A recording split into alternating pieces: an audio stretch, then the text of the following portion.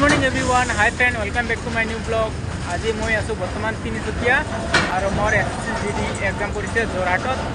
গতিকে মই দুদিনমান আগতে আহিছোঁ। এদিন আমি ৰখিছোঁ, এখন ঠাই নাম হৈছে কি আমি দুদিনমান আগতে আহিছিলোঁ। আহি প্ৰথমে ৰখিছোঁ ডিব্ৰুগড়ত।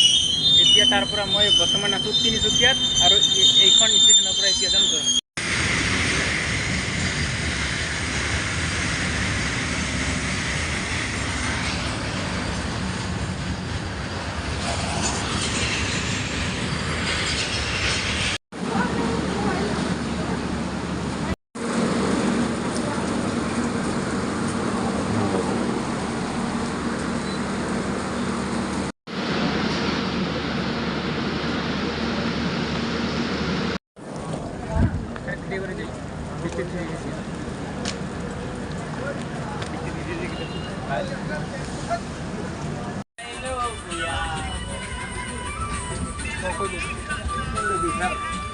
Makasih lama